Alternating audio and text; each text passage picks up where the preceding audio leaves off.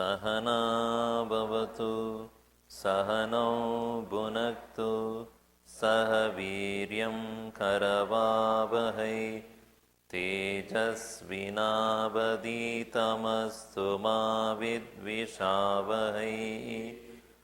Om Shanti Shanti Shanti.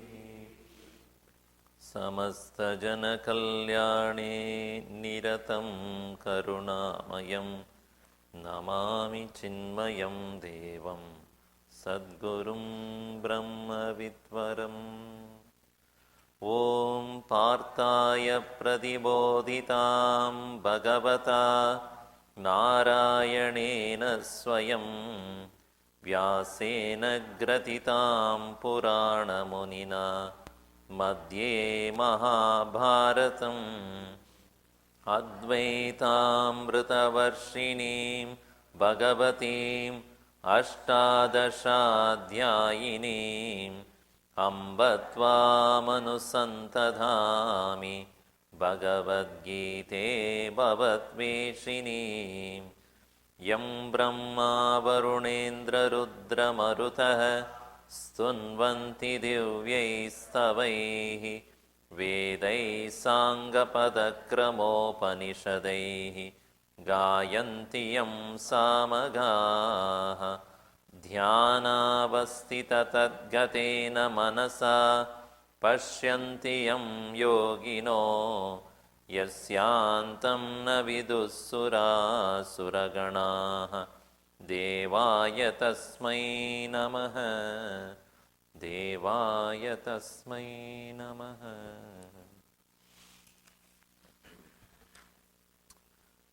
We were seeing the most important steps to one's own personal development. Shraddha, Tatparata, Indriya Sanyamanam. Shraddha is faith. Shastreshu Guru Vakyeshu Satya Buddhi Avadharana Shraddha. This is a definition Shankaracharya gives. Shastreshu in the scriptures, Guru Vakyeshu in the words of the teacher, Satyam iti buddhi, truth it is. In this way, an understanding is called Shraddha. A further definition is Shrad is Satyam. Shrad dadhati iti Shraddha. That which indicates to you the truth. That's called Shraddha. So, as I said yesterday, Shraddha is no doubt a belief. Faith is a belief in that which you do not see. The result of which is you see what you believe in. So, we begin, like for example, you marry to a person with the faith that that person will be good to you. Is it not? Otherwise, you will not even take that step. Many of the youngsters in this situation, in this generation, cannot make that commitment to another person because they lack that trust or faith. So, when we do not have faith or trust in somebody, then what do we do? Then we can never be happy at all because it is said, Samshayatma vinashyati. A man of doubt, a doubting Thomas, perishes. I recently saw a book, Doubt, written by one Mr. Thomas. No, it's not written by Thomas. But there was a book, huge book, Doubt. Samshayam. You know, the very word Samshaya also is beautiful. Samyak Shayati, it is Samshayam. A person who has doubt, he never moves. He stay put. Because everything he doubts. This I doubt, this person I doubt, that person I doubt, that. He can never move. Now what does he do? Sleep. Samyak Shayati. Samshaya. So doubt is when it is followed by inquisitiveness, wanting to know. As I said yesterday, the 4 steps, isn't it? First is, if you have, first you must admit that you don't know. Right? Aham na janami, I don't know. First admit that. Then second one is, I want to know. Third step is you approach a person who knows. And fourth is believe that he knows. Then only you can proceed. Otherwise, one is stuck. So in this context, Bhagavan Krishna says, Shraddhavan labate jnanam. And he also says in that very chapter, 4th chapter, that you should approach a teacher tadviddhi pranipatena pariprashnena sevaya upadekshanti te jnanam jnaninas tattva darshinaha. You should approach a teacher, and what you should do first? Pranipat, surrender. Sarvam render idi surrender. Sar under idi surrender. So go and surrender. Because you are the solace. Swami namaste bhavavandahe bhakarunya sinto bhavidam bhavabdho patidam bhavabdho mamuttariya. Please lift me. So that way you surrender. So that is, the teacher has to be kept with great regard, respect. So first one is pranipadena. Then second, what you should do? Prashnam. You should ask questions. The teacher does not know that you want to know unless you ask. What you know, you should tell. What you don't know, you should tell. Then only the teacher can evaluate and then start teaching. The prashna. But while thus getting the knowledge from the teacher, you should serve him. Sevaya. So when you do these three, that you surrender, ask question, do service. And what question you should ask? When did you get, why you did not marry? Not that kind of questions. Is there any tragedy in your life? That's why you didn't marry. Or after marriage you got a tragedy. So whatever it is, you should not ask such questions. Ask questions which are relevant to your growth. So in Vivek Chudamani also it is said, there are 7 questions. We even see Bhagavan Shankaracharya gives even that also. What you should ask, isn't it? Ko nama bandho. What is bondage? Ko nama bandha. What is the bondage? First question.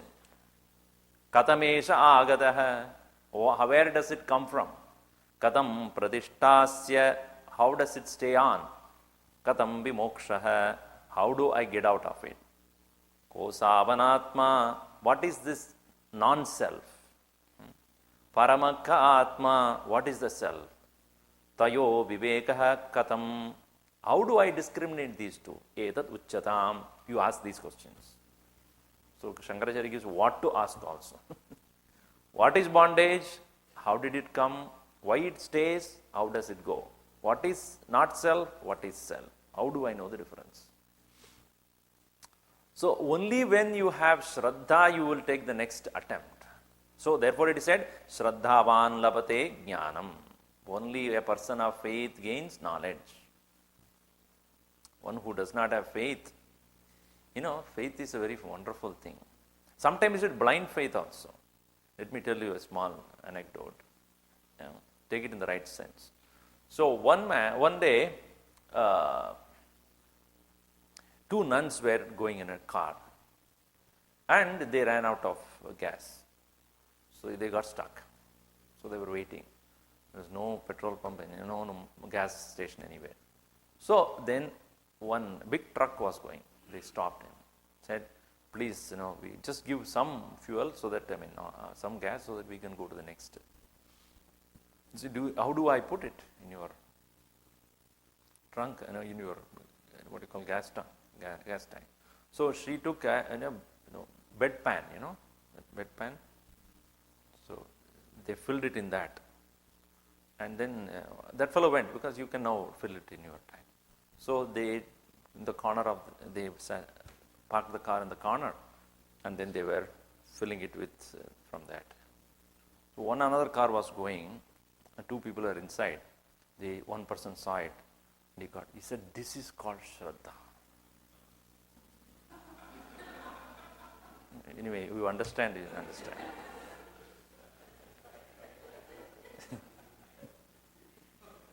Some of them are still thinking. You didn't get it? Anyway, it doesn't matter. Then you have no Shraddha in what I said. Shraddhavan labate jnanam. He who has faith. So that is not faith, that is blind faith. So one who has faith, he gains knowledge. Because knowledge requires a receptacle which is empty. If already it is full, then what the teacher can do? So empty yourself, meaning what you know already, do not be arrogant about that. What you want to gain, be humble to that. That's why it is called tatparaha. Tatparaha means keep that high knowledge in a higher plane. The one who gives the knowledge also in a higher regard. Tatparaha. The goal of that knowledge as well as the one who gives the knowledge, both should be kept in a higher plane. Tatparaha. Then next one is, even as the knowledge takes place, but you cannot become your experience unless you control the dissipations of your mental energy in all other various other fields. They are called samyata indriyaha. The sense organs to be controlled. And many people don't like the word control. Okay, we'll say mastery of the senses. Then the people like it. Mastery over the senses. So, therefore, it is said, unless one is able to take care of the various dissipations of energy, knowledge will not become your experience. So, self-control is considered as a most important step in making the knowledge your experience called wisdom. So, Shraddhavan labate jnanam, first one Shraddha. Then Tatparata, keeping the knowledge or the goal high. Then Samyata Indriyaha, organs under control. So what is the result of jnanam? Jnanam labdva param shantim achirena digacchati. A person who gains knowledge, immediately the result is peace. Presently we do not have knowledge, therefore we don't have peace of mind. We have pieces of mind. Mind is in different pieces. One goes here, one goes there, one goes there. Many people ask, what do you want? Peace of mind. What do you do? Pieces of mind. With the pieces of mind, how will you get the peace of mind? So integrity is very important. Do not dissect or do not fragment your mind with so many parts. So integrate it. That knowledge is integration. So param shantim achirena. Chira means for after a long time. Chiranjeevi, you know that. One who lives for a long time. Achira means at once. Achirena digacchati. Therefore he gains at once. Knowledge gives liberation right away. Action has a delayed response called result. But knowledge has immediate experience of wisdom. So therefore he says, Jnanam latva param shantim achirena digacchati. Now we come to the next chapter, which is, see, in the Bhagavad Gita, the systematic thinking is seen. In the first chapter, it is Arjuna's grief, Arjuna Vishad, depression, dejection, confusion of Arjuna. So you should put yourself in the shoes of Arjuna, where we are not taught about what is our dharma, what is our swadharma, and what is that Shreya Marga, that we can, which lead us to this great liberation. So when you put yourself in the shoes of Arjuna, you realize that you are also in the same predicament. Unless you feel for Arjuna, you cannot really realize the importance of Krishna's teaching. Don't, as I said first day itself, don't read Gita as a literature. Read it as a scripture. Because every word that is said can go deep and change your personality. If you read it as only a literature, you may appreciate the beauty of the teaching, or the poetic beauty, or the beauty of the words that are used, or you can glorify Krishna, etc. But that doesn't really change anything in you. Therefore, one should read the Bhagavad Gita as a scripture. So, first chapter is making you identify with Arjuna first. Second chapter is direct teaching of Krishna. You are not supposed to cry because you are not this individual being. You are the supreme soul. You are the ultimate spirit, which is not subject to death or birth. So that is a direct teaching. So second chapter, if you read, Bhagavad Gita is over. And the last 18 verses he gives the description of a realized soul. What else you want? But then it is difficult for us. That's why Bhagavad Gita is a yoga shastra. After second chapter, he starts from where we are. Okay, I have given you the final goal. Now, where do you begin? Where do you begin? Where you are. What are you doing? Action. Okay, let us begin there. How should you how should you act in this world? Desirelessly perform your duties. Give up the action and the result to the Lord. So therefore, karma yoga. Right? That is the third chapter. About karma, how to perform action with an attitude of yajna bhava and sacrifice for the sake of the Lord, giving up your desire for the result and doing it with a dedication to the Lord, all those things. The fourth chapter is about karma, jnana karma sannyasa yoga. How jnanam, when it takes place, karma reduces its intensity in you. When knowledge takes place, you will not have so much eager to act in this world and get results.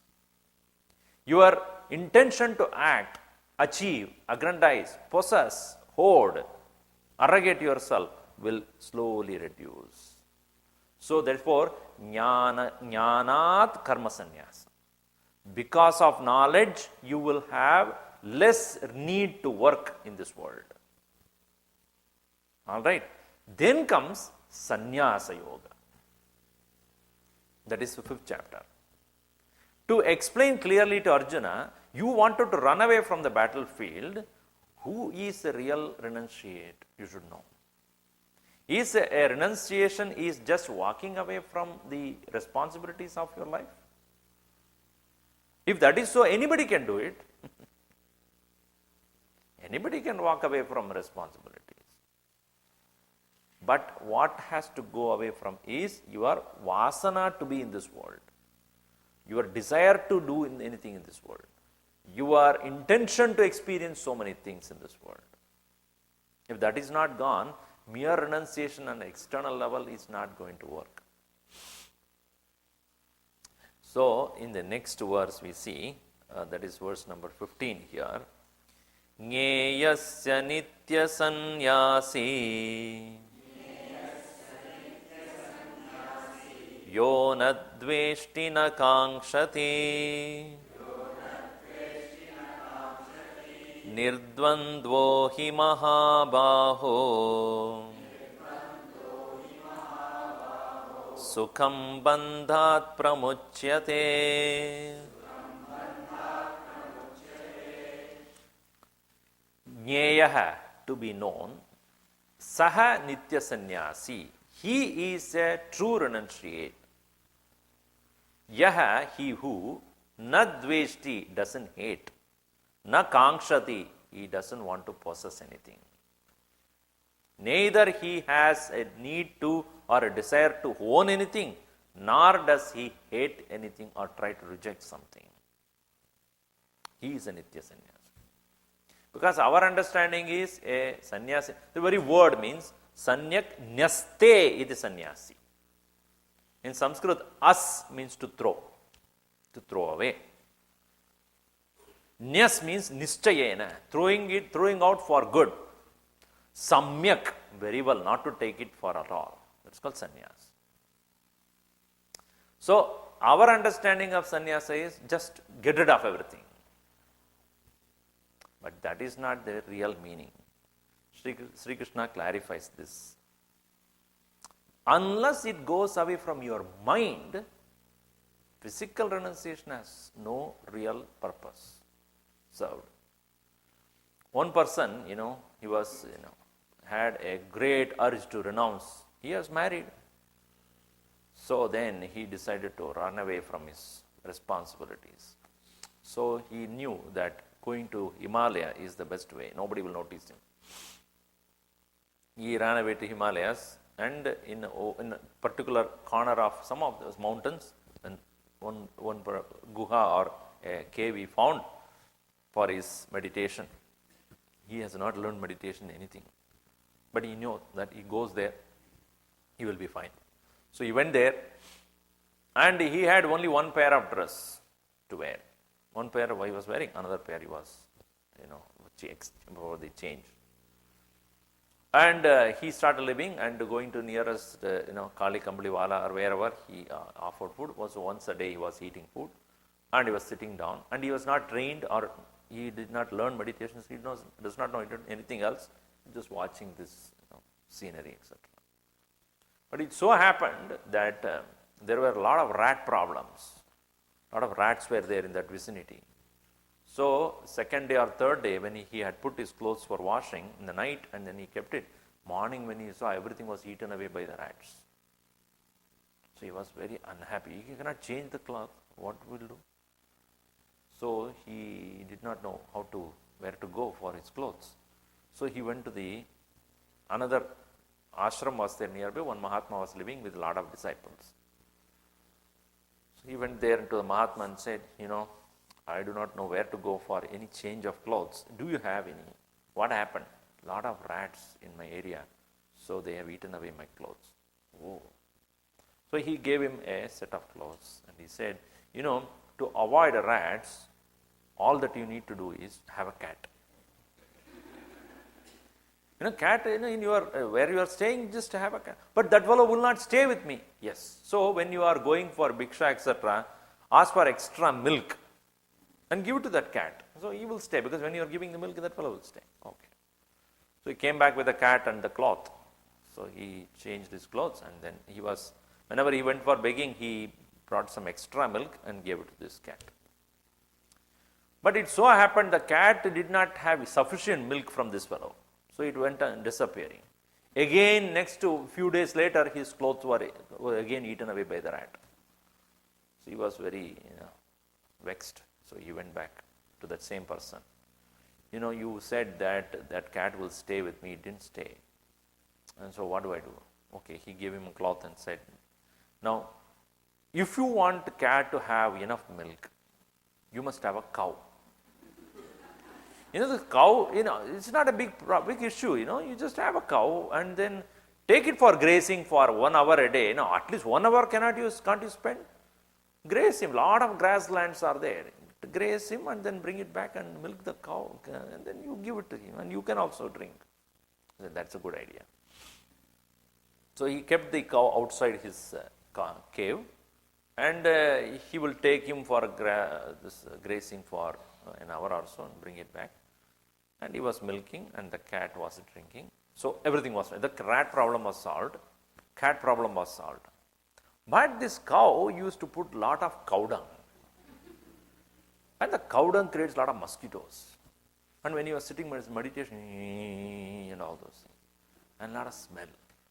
And he said, this is a big problem now. Who will take care of this cow dung? It has to be cleaned, and the cow has to be cleaned, and then a lot of flies are there.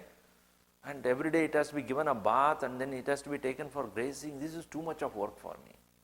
So he went to that Mahatma again. So what do I do? Who will take care of this cow? This is a big problem for me. So he said, don't worry, I have a young girl in the ashram, and she will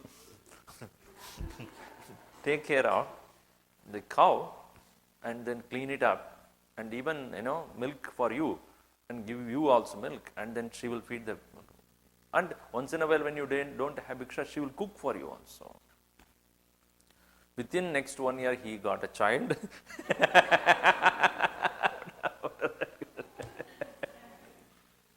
Now, where did he start? He doesn't want the world, right? Where did he end up there? Another family. Because so long as your mind is not pure, so long as your ragadvesh, likes and dislikes are not gone, wherever you go, you carry samsara with you. You carry the world with you. So therefore he says, real sannyasin is not the one who merely wears a saffron cloth or run away from the world, not doing anything in this world. Not that. Na tveshti na kankshati. He who does not have raga and dvesh, likes and dislikes. In fact, dvesha or hatred is easy to get rid of than raga. What you don't like, you can easily get rid of it. But what you like haunts you. Wherever you go, you become addicted to your likes, addicted to what you want.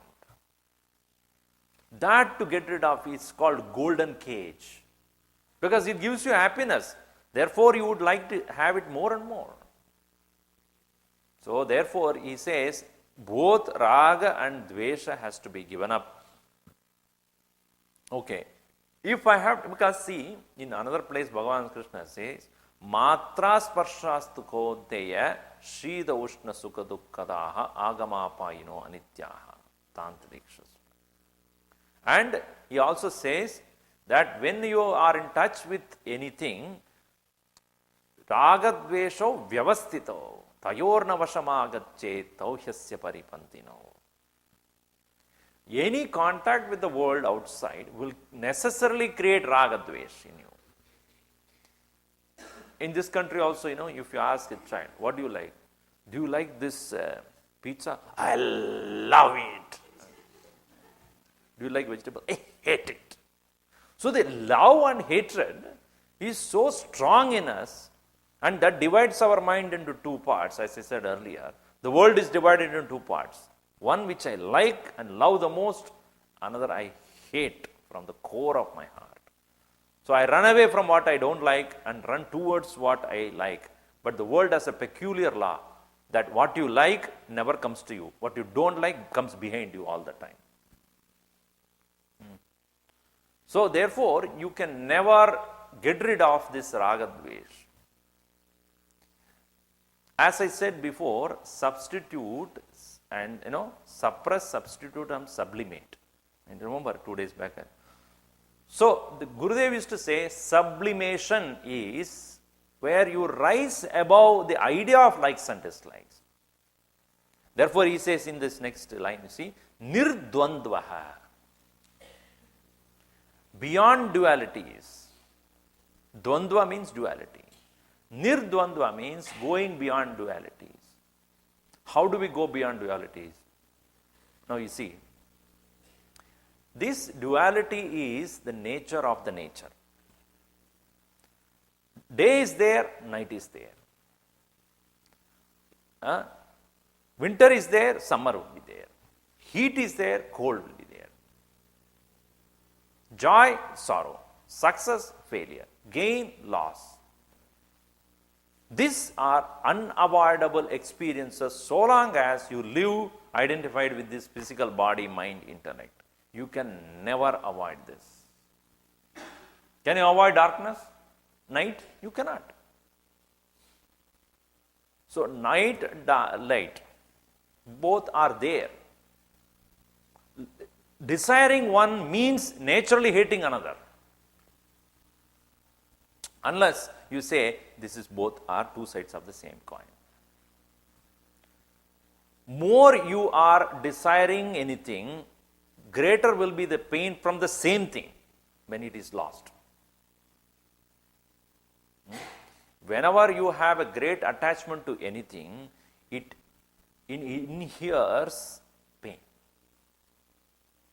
So it is this two sides of the coin. You cannot have one and then forget that that is not there. It is there. You don't see it. That's all it is. So dvandva is the nature of this prakriti. The earth is constantly spinning on its own axis and going around the sun, because of which alone life is possible. If the seasons don't change, you and I will perish. Even our own physical body, every moment cells are dying, new cells are born. Death and birth is constantly taking place here. Now what you are going through is a fall season, isn't it? What falls? leaves. Why leaves fall? Because they leave. Nature of leaf is to leave. You should understand that. That's why in Sanskrit also, patati iti patram. Patram, the word is leaf. What is this leaf? Patati iti patram. That which leaves, that which goes away. So anything that falls is false.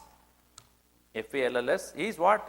F-A-L-S-E, including your hair, your teeth. Everything will fall. So you understand that this is the nature of the growth is there. Jadasya dhruvo mrityuhu dhruvam janma mritasya cha. Anything that is subject to birth has got death already decided. And anything subject to death will be born some other way, in some other form. So therefore, jadasya hi dhruvo mrityuhu dhruvam janma mritasya cha. This is the nature of things. So dvandva cannot be avoided. Duality cannot be avoided. That is the nature of this nature. But addicted to one, you are going to be pained by the other. So a man of right knowledge is one who accepts the dualities, who doesn't reject. Either one he doesn't reject. Good and the bad, right and the wrong, success and failure, pain and the gain, joy and sorrow. Sukha dukke same krutva labha alabho jaya jayo tado yuddha yuddhasva naivam papam avapsyasi. Sukha dukke, in joy and sorrow, same krutva, being same. Labha alabho, in gain and loss, jaya ajayo, in the success and failure, same krutva. Samatvam yoga uchyate. This sameness is what is to be practiced here. There will be certain success and you will be excited. There will be certain failures, you will be very dejected. In both the condition, you understand, if one is there, other will be there.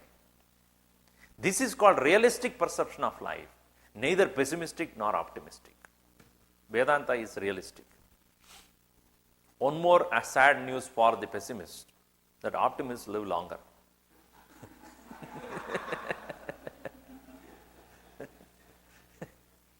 Anyway, so if you are same, you are neither a pessimist nor an optimist. Realistic. This is true. Yathartha jnanam.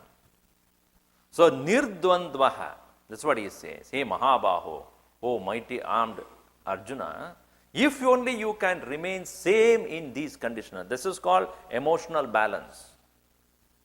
If that emotional imbalance is there, you are inviting stress and strain in your life. I often tell people, if you want to be successful in your life, you need to take some stress in your life. Without stress, there is no success. But how do you manage the stress? That is where you are intelligent. I don't want any stress in your life. Then don't do anything.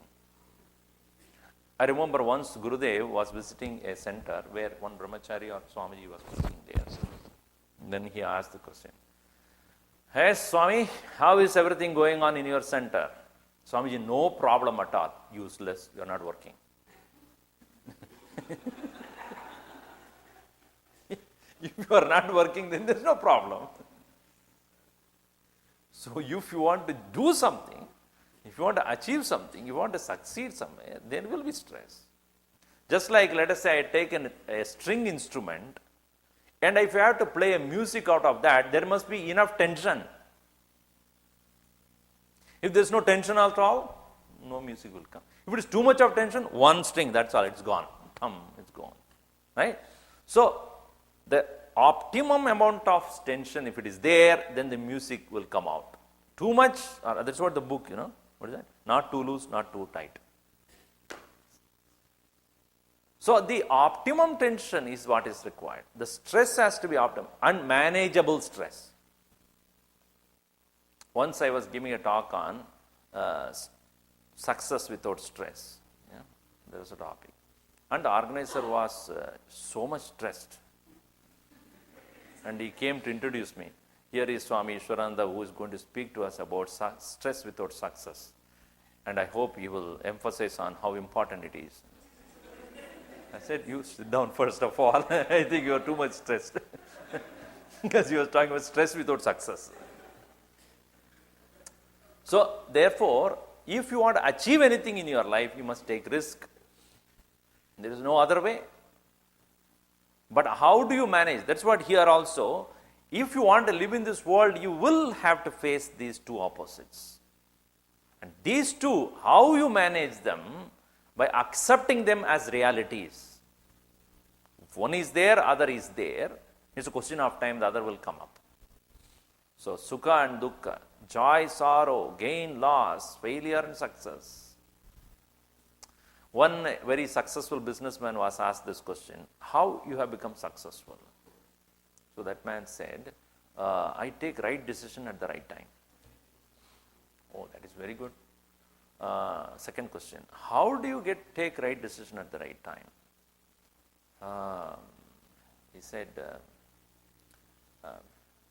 right decision at the right time because of experience. How do you get the experience? He said, wrong decisions. So, through my own wrong decisions, I have an experience. Then I know what I should not do. And you take a right decision. So, nirdvandva means, therefore, do not become afraid of failures. Do not be afraid of pain. Do not be afraid of sorrows.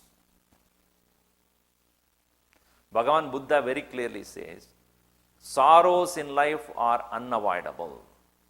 Suffering is optional. Can you avoid old age? Can you avoid sickness? Can you avoid, even if you try sometimes, poverty? Can you avoid death? These four things haunted him. Old age, sickness, poverty and death, which he has never seen in his life. When first time he saw these four, he was so shocked. Is this possible in my life also? Can I avoid death? Can I avoid old age? Can I avoid sickness? Can I avoid poverty? If I cannot avoid these four, why am I born? For suffering all these things? As Gurudev has said beautifully, you are not created by the Lord to become a failure. God has not created you to be a failure. So if these four are unavoidable in my life, which are going to give me sorrow, for sure, none of these are enjoyable. If that is so, my life is meant for only such sorrow and suffering. Then he asked the question, can the sorrow necessarily should lead to suffering or not? He went on thinking about that. Then he got enlightened to that fact, sorrows need not lead to suffering. You have a choice. That is where your wisdom lies. Sorrows are unavoidable, suffering is optional. If I don't make the take the correct option, or if I don't interfere with that sorrow, I will definitely be victimized by those sorrows, become a sufferer. Because zindagi ek suffer, you know that.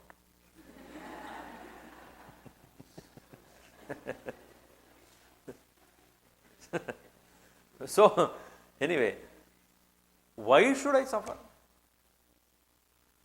That choice is mine.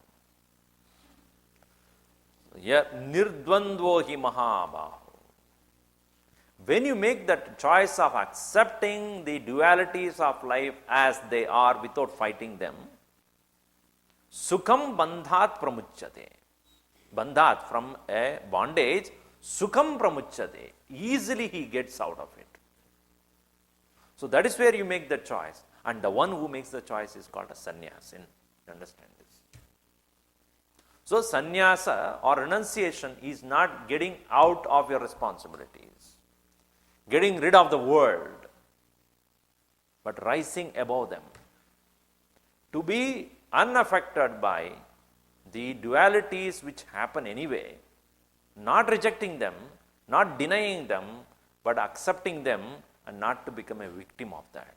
Knowing that these two are, by very nature, if one is there, another is about to come. So they are unavoidable dualities. By overly attached to one, I will be more pained by the other. So keeping a balance in both of them is what is referred here as sannyas. Nyeyasya nitya sannyasi yaha nadveshti na kankshati nirdvandvo hi mahavaho sukham bandhat pramuchyate. So that is called true renunciation. That's why when a Mahatma or a Swami comes to your home, what do you say? You know, na karmana na prajaya dhane na tyage neke amritatvama. To tell that na karmana, not by action, na prajaya, not by progeny, dhane na, not by wealth, tyage neke, by renunciation alone, amritatvama nashuhu, you will be obtaining that immortal nature. So you remind the sannyasin about that. Na karmana na prajaya. Parena nakam nihitam guhayam viprajate yatayo vishanti. That joy which you are to experience the bliss is nihitam guhayam, which is already in your heart. Parame vyoman, in the inner space of your heart. Nihitam guhayam parame. And the whole verse is about how to discover the inner happiness by proper renunciation through knowledge and not by any karma, by any progeny, by any wealth. So therefore in the next verse, Bhagavan Krishna would again emphasize the point that working in this world is grihastha dharma, if you say. Working in the world selflessly is the sannyasa dharma. Not working. So, working in this world is the grihastha dharma. And if you say not working is the nature of the sannyasin, then Gurudev would say you are a parasite. Then you are living and surviving in somebody's money. That is not what is renunciation. That is what is called renunciation. A renunciate has a greater responsibility to demonstrate to the world to work selflessly. And if you are a person who has you are run away and you are sitting in some corner of the world and doing nothing, you are not demonstrating anything noble there.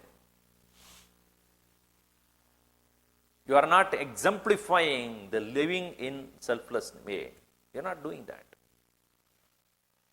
So that is why he had told us, a day where you don't become useful to the world, don't eat. You are not worth living. That is his instruction to us. Every day you should be useful to some people. If you are not useful to even a single soul in this world a day, that day you should not eat. It's not worth maintaining this body without useful to others. And he proved it in his own life. So, therefore, a person who says himself to be a renunciate should be the most useful person to the world. Right? So here in this next verse, Bhagavan Krishna says, Brahmanyadhaya karmani sangam tyaktva karoti yaha lipyate na sapapena Padmapatramivambasa.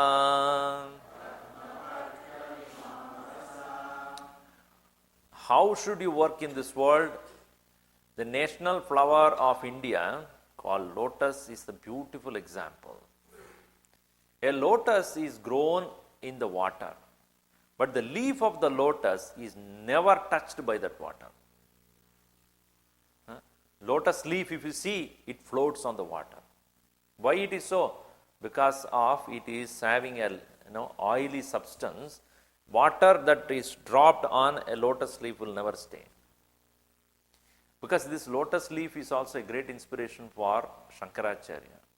Remember in Bhajagovindam, he beautifully puts, Nalini dalagada jalamati taralam tattvajjivitam adishaya chapalam vidyavyadhyabhimana grastam lokam shokahatam cha samastam.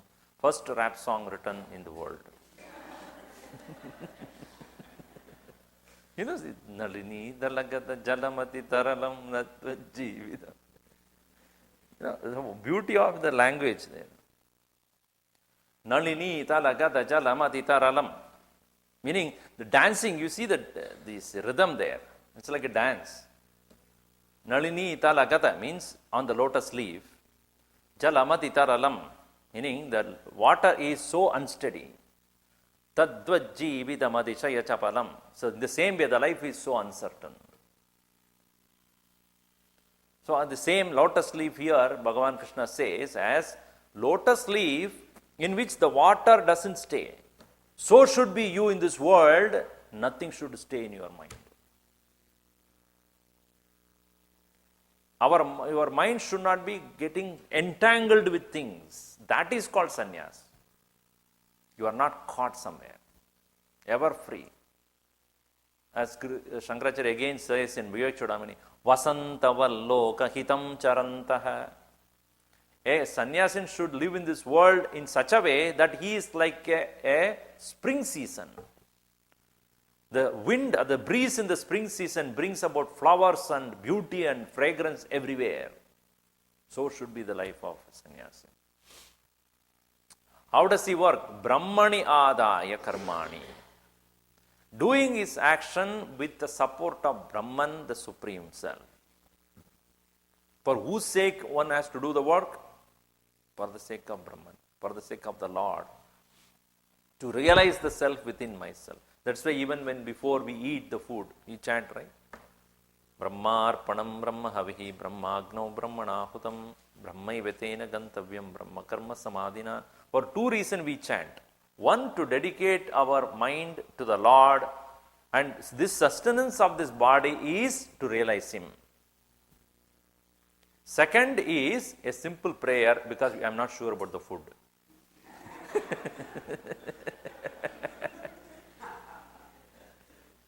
The prayer has two reasons. One is this body I am sustaining with this food in front of me.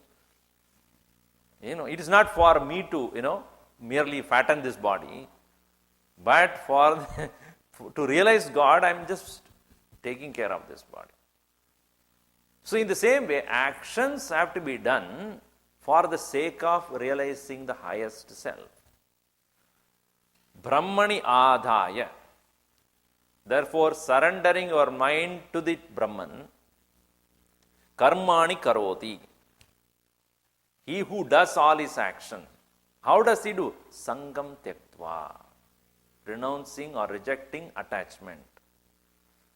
So, yaha Sangam tyaktva karmani brahmani adaya karoti. He who rejects or when he offers his actions, keeping his mind on the Brahman, the Supreme Self, na papena lipyate. Saha. He does not get touched by any sin. Padma patram ivambasa. Just like the water on a lotus leaf. So next time you see a lotus leaf, you should remember this verse. Brahmani adaya karma karoti sangam tyaktva. He who does actions as an offering to the Lord, only to dedicate his mind to Him, and therefore his actions cannot give him any sin. Gurudev used to give the example, the definition. Sin is self-insulting actions. S-I-N. That which insults you. You have certain principles and your actions do not reflect that. You have certain principle that is your actions are against that principle. That is sin. See, because the world has only law. A law means if you disobey this law, you will be punished. Let us say you are driving in a car and then a red light. You have to stop. If you don't and you cross that, here I am talking about. In India, it's different.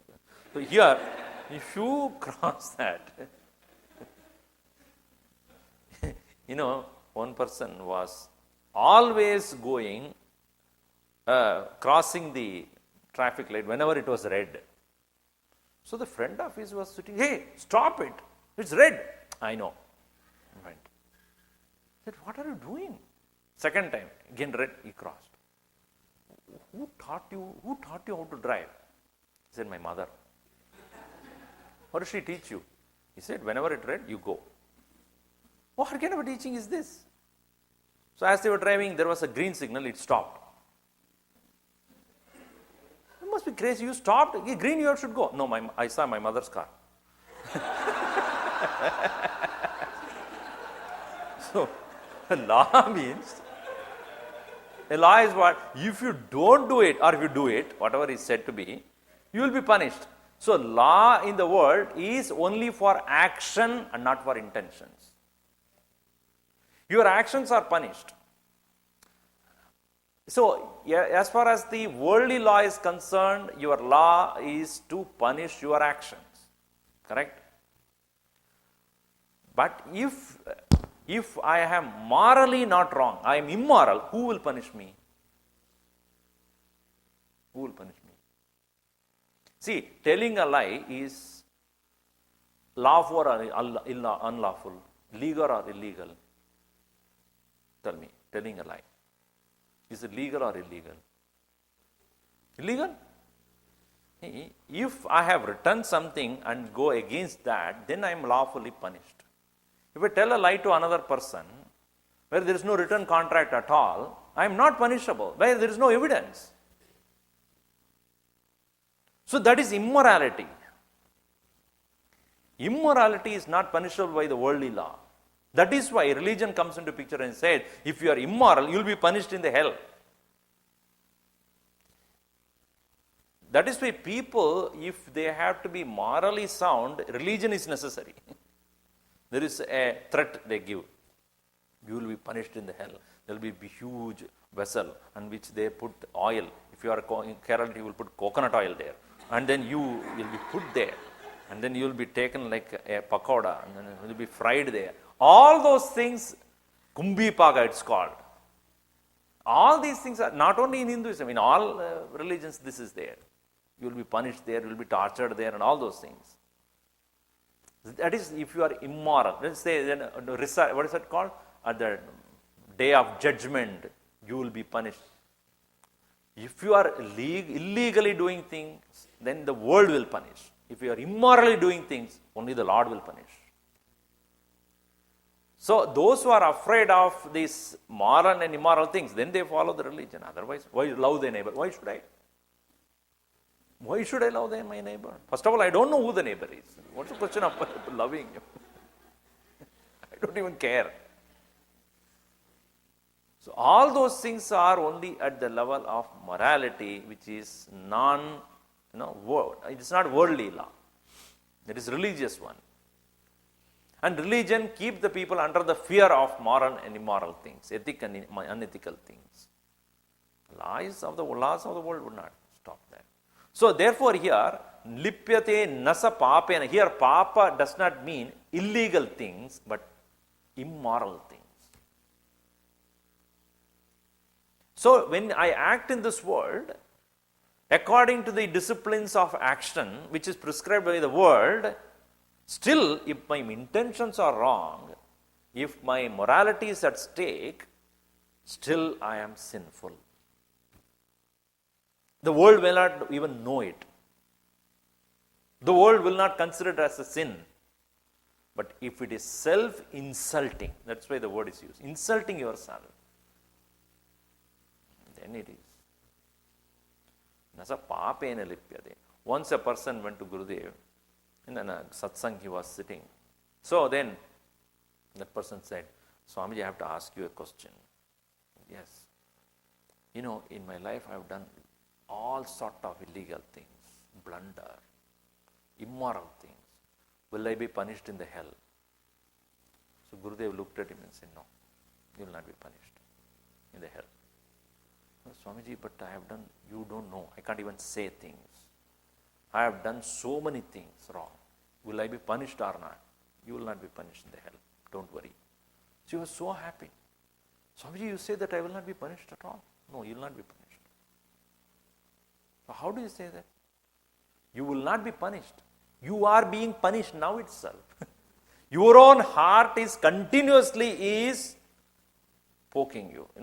You are constantly being tortured by your own mind, by the thought that you did this, you did this, you did this. You can never sleep. So you will not be punished. You are punished now. Therefore, he made a statement, you are not punished for the sin, you are punished by the sin. Your own conscience, the inner voice, will constantly hurt you. So a person may be lawfully, according to law, he is right, but according to the morality, he is not right. That will punish him. But he says, if a person is able to perform his action, Brahmani adaya karmani, having offered his action to the higher nature, karmani karoti, na papena lipyade, he will be untouched by the sin. Padma patramivambasa. He acts in this world just like the water on a lotus leaf, unattached. Because of, earlier also we saw, because of attachment alone a person commits sin. Is it not? Atakena prayuktoyam papam charati purusha. When Arjuna asked this question, why do people commit sin? Kama yesha krodha yesha. Because of anger and lust and anger. That is the cause for anybody to commit sin. Next one is that when a person is thus performing his action with the nobility in his heart, as our Guruji used to say, excellence is not just ability, but it is nobility. What you can do physically is ability. But what you can do with your mind is nobility. In any activity, you don't look only at the ability of the person. That's what we do. But you should also look at the nobility of that act. The action is a noble intention that you should see. So, therefore, a person who is thus seeking the higher experience of the self, where does he start experiencing the higher self? Is it only in the seat of meditation where everything is quiet and calm? When you go to a place where, you go for vacation, let us say, you have decided to go to Bahamas, some island. And even today, because you are planning to go there during your, this Christmas break. I don't know why they call it break, anyway. So when you go, and you are thinking, that blue ocean, green trees, and a beautiful sand, warm sand, lying down there with a bare body, having a Budweiser in my hand. I'm not a Geeta wise, Upanishad wise, but I'm a Budweiser. Thinking of that is the joy and peace. The idea of peace is when everything else is good. Nobody disturbs me, no pager, no blackberry. You know what happens when you eat a blackberry? You get a Bluetooth. So no blackberry, nothing. Lie down. So that is according to his peace. No disturbance. But that is depending upon external situation, circumstance. So you mean to say a man of meditation or enlightenment also is gaining that peace only when mind is quiet, everything is quiet, peaceful?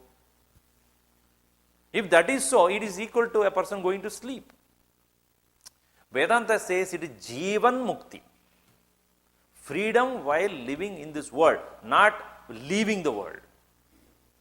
If the freedom, joy, happiness, contentment, peace is to be found in living in the world, then your perception should undergo a great transformation. It should not be the way you look at things right now. And most of us get into trouble because we are unable to bear others. Swamiji, I will be peaceful, provided this fellow is not there in my life. This fellow, if he's not there, I'm going to be very peaceful in my life. So we are constantly looking for some excuse to be unhappy. This is not there, that is not there, then I will be happy. Here, Vedanta and Bhagavad Gita says, until you discover your own presence in other, you will never gain peace in any relationship. You should see yourself in the other. First of all, you should know who you are. And then you see that in everyone else. Yomam pashyati sarvatra sarvam cha mayi pashyati tasyaham na pranashyami sachame na pranashyati. Yaha, he who mam pashyati sarvatra, he who sees me everywhere, and sarvam cha, all things, mayi pashyati, he sees everything in me, tasyaham na pranashyami, from his vision I don't disappear. Sachame na pranashyati, he doesn't disappear from my vision. Krishna assures, see me in everyone, see everything in me, then you won't leave me, I won't leave you. It's a simple instruction. So the highest state of enlightenment is where the person does not see differences at all. He sees the one single presence in all. This vision of oneness in all is the highest teaching of Upanishad. Ishavasya midagam sarvam vasudha eva kutumbakam sarvatra atmadarshanam Brahma drishti. These are all the words that are used. Vasudevas sarvamiti. So therefore, in the next verse, he says, this is the, what you call, what is the test we call it as? Litmus. Litmus test. I forgot all those things. That is a test for you. How do you know that a person is realized? Why you bother? Why do you know you are realized? Why others? Are you able to see that one in all and all in one at the same time? We have 2 in 1, 3 in 1, 4 in 1, CD, player, this one, that player, this player, all in one. It's called iPod, Sanskrit language comes with new vocabularies, because Sanskrit also should become latest. So, Durvani. Durvani is what? Phone. Jangama Durvani means mobile phone. Mama Jangama Durvani means iPhone. So, in a Mama Jangama Durvani, you have everything. You have browser, you have phone, you have camera, you have iPod and whatever. So, nowadays, 2 in 1, 3 in 1, 4 in 1, now it's all in one. So, Vedanta also says, all in one you should see. All things in one and one in all things. Not only one side you should do. Everything is in the Lord and Lord in everything.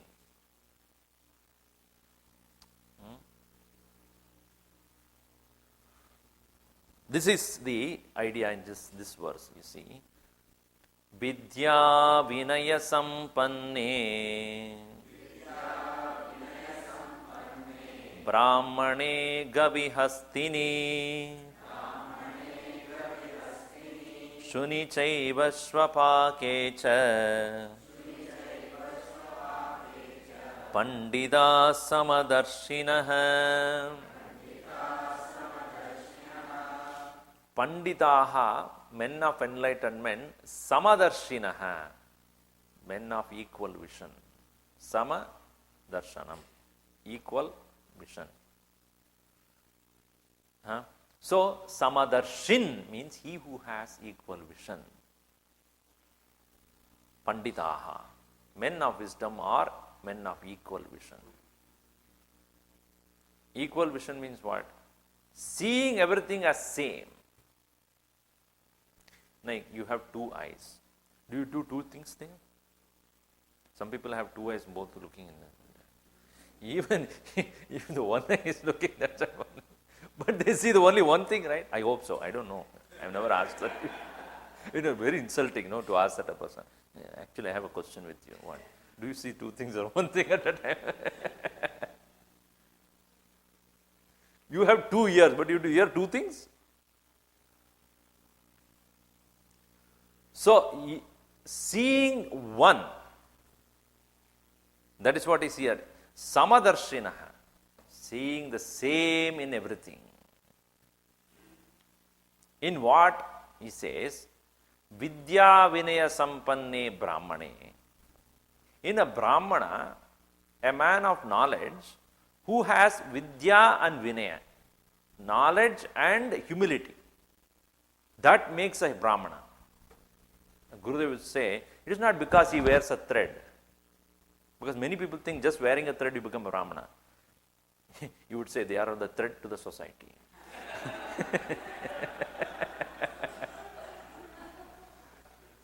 Because just because wearing a thread you do not become a Brahmana.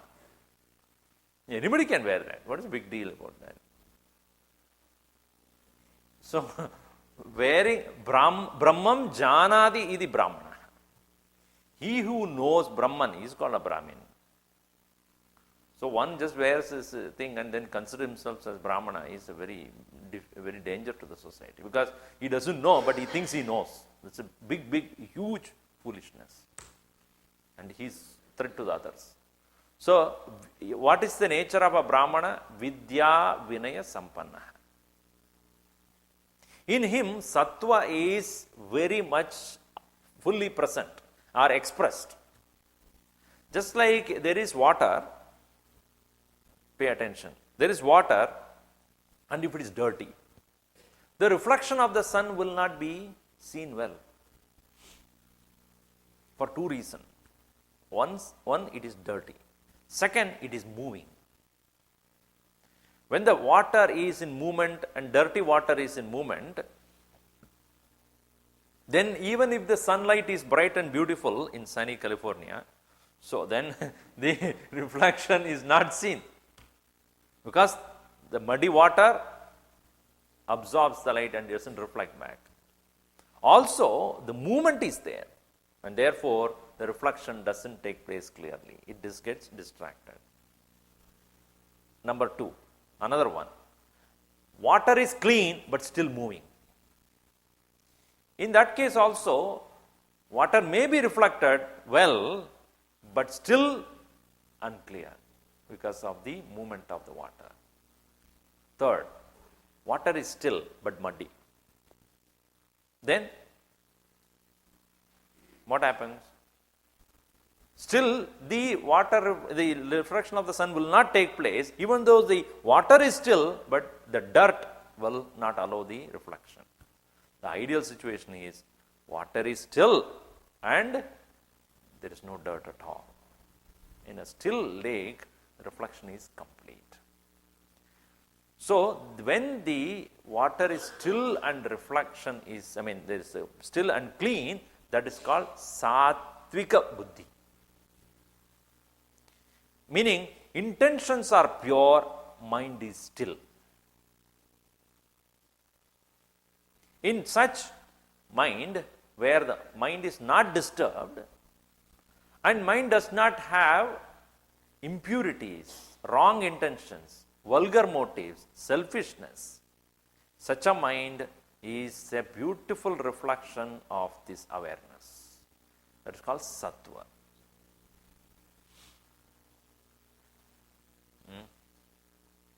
Rajas is that where the water is muddy. Water is muddy. So even if the person, Rajasic person, keeps the mind quiet, still it won't be full.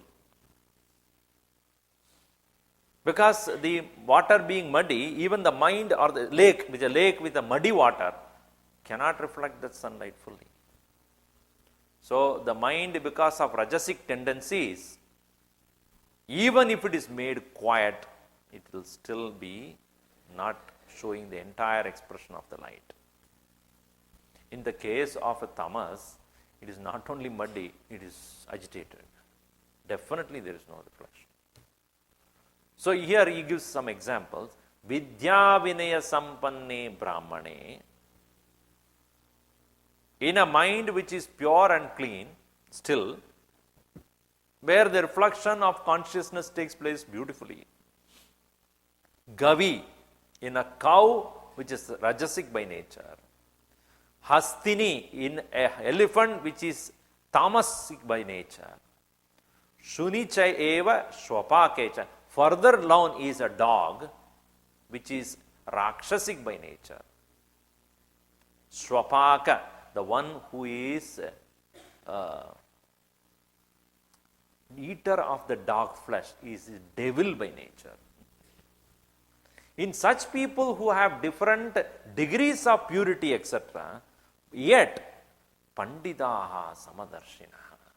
But men of wisdom see them all as same.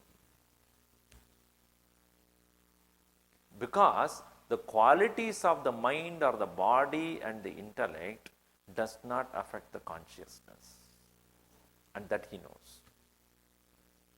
Because he has come to see himself, practicing himself. When his attention is on the consciousness, he understands there are interruptions from the mind. Because the three qualities of the Prakriti, Sattva, Rajas and Tamas, they constantly change. Early morning you get up and you sit for meditation or do puja, there is a possibility of little Sattva there. But the moment you get into the world to work, Rajas starts. I want to do this, I want to do this, I want to finish this, I want to finish this. All those Rajas are coming. At the end of the day, when everything is over, let me sleep now. I am too tired. I will eat and then go to sleep. That is tamas. So, my mind is going through these three moods of the Prakriti, and when I am allowing the moods to overpower me, then I become mood overpowertvat, it's called moodaha. When the mood overpowers me, then I become mooda. That's why Bhagavan Shankaracharya says, moodhamate. Nahi nahi rakshati moodhamate. Bhajagovindam moodhamate. A moody fellow, Bhajagovindam. Think of the Lord.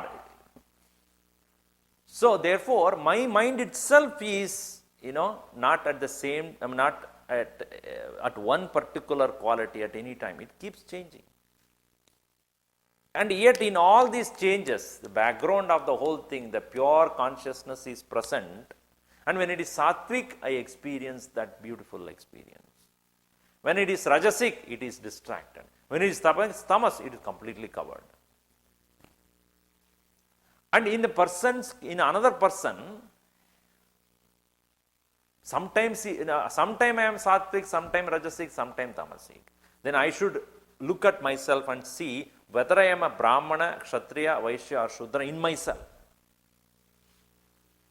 In another person, some other thing may be more and another thing may be less. But in all of them, the presence of consciousness is the same.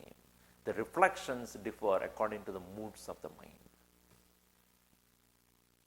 So therefore, no one is deprived of consciousness, only deprived of experience of that consciousness.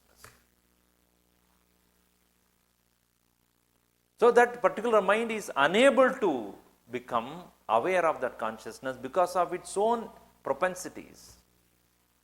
So why should I deny or look down upon somebody? So therefore, nobody is high, nobody is low. Really speaking, it is because of their inability to pay attention to what is already there in them. That is why in that Manisha Panchakam you might have come across beautiful set of verses. While Shankaracharya was going into the city called Kashi, Banaras. When he was going there, and he was going along with his all his chelas, what do you call, not chamchas, what is it called? Disciples. His disciples. At that time, he was taking a dip in the Ganges and he was walking into this temple, and one man considered to be low in his social status, standing in front, because it was a narrow road, and standing with the 4 dogs. And as soon as he saw, he said, move away from my path. So that person, he asked a question, Annamayad Annamayam Adava Chaitanyameva Chaitanyat Dvijavara Dhuri Kartum Vanchasi Kim Bruhi Gaccha Gaccheti. Hey, you are saying move. What has to move from where? The food which makes you the human being, whatever you are, and I am also product of food. I am also product of 5 elements. You are also product of 5 elements. What is the difference you saw? And you, if you consider yourself as a pure awareness, I am also pure awareness, then what is the difference you saw? Shankaracharya was shocked to death. He said, who is this person? Because he thought that he is a nichaha, illiterate, unlettered individual. And he asked straight a question. What has to go from where?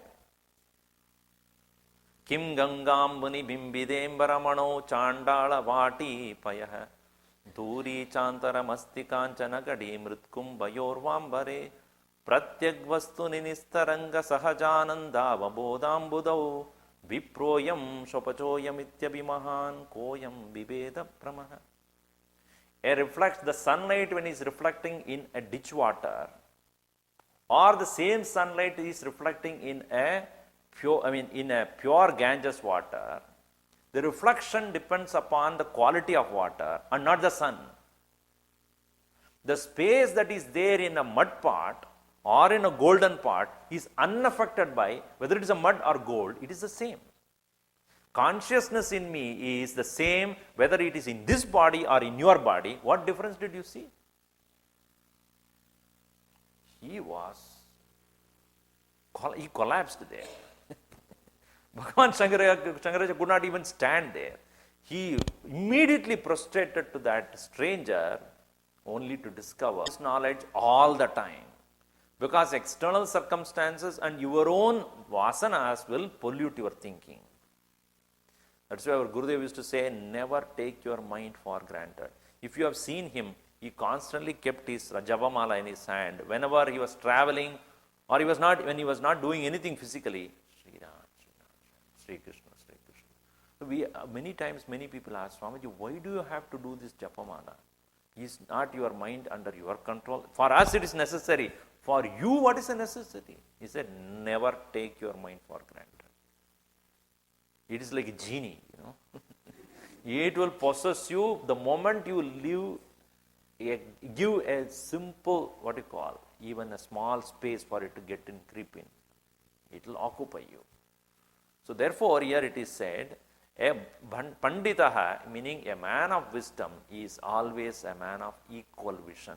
Whether it is a brahmana in front of him, or a cow, or an elephant, or a dog, or a dog eater, he will look at all of them as same.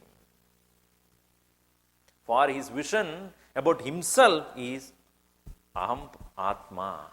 I am the self. I am not the body. I am not the mind. I am not the buddhi. So are everyone. Everyone is the same. Only their bodies may be different. Their qualities of the mind may be different.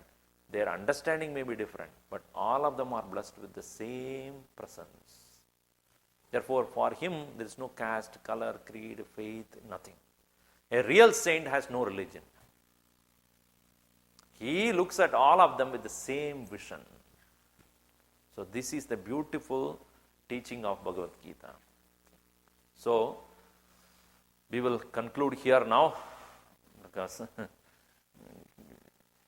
this learning from Bhagavad Gita is a continuous process.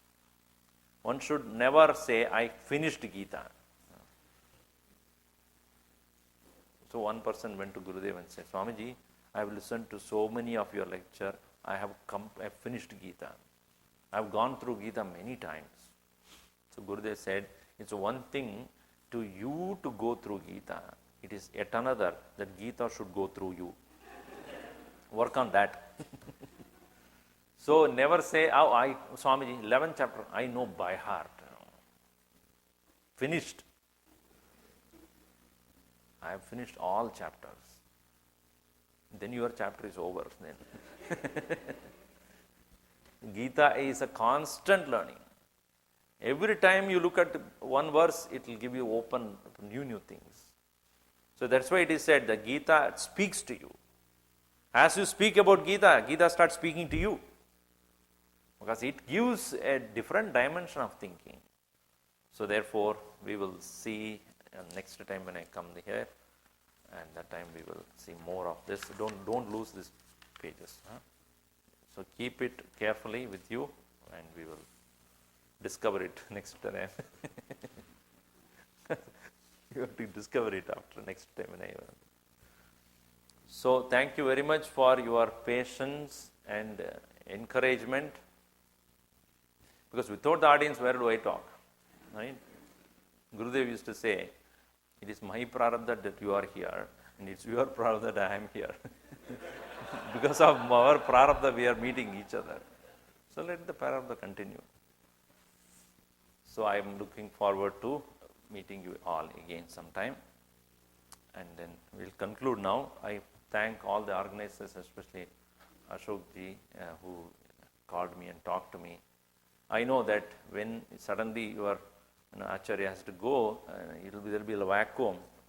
So we will try to fill up once in a while so that your learning never stops. And please do continue with your study group, etc. Or watching Gurudev's video. So never lose the enthusiasm to learn. Learning is a continuous process. It should not be stopped. The moment you stop learning, you stop growing. So growing means not physically. Your mental, spiritual growth comes to a standstill. When you get stagnated, it's called death. So therefore, never stop learning. So we will keep in touch. I have the chinmayachannel.com. Some of you I told you. So first Monday to first Saturday of the month, there is an online lecture. If you want to listen, you can listen. It is in the evening 9:30 your time. My time is 7:30. Or morning 8:30 your time on a first Monday to Saturday. That is on Geeta. Chapter 6 I will start in February. January I am not here. I am in India, so it will not be any online program. So chinmayachannel.com. Just put your email address, then you can get in. But it's an online so that you will not be able to listen before or after. But there is an audio section where you can click and go into the old audio files. You can listen. I think you are also doing here similar to that. Chinmaya channel. Chinmaya. So, calm. We are very calm. We put a dot and calm. Whenever you put a dot, it should become calm.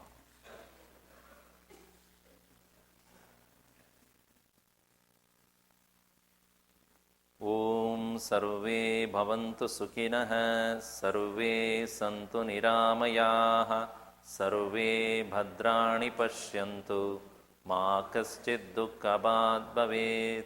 Om shanti shanti shanti.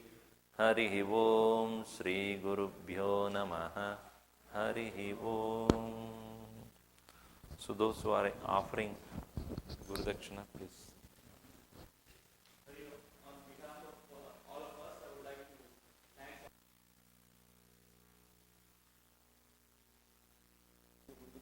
springtime may be a possibility that we will come back to. So we are looking forward to that. Thank you very much, Swami. Okay, there was bhajan before this, and because of that bhajan we have some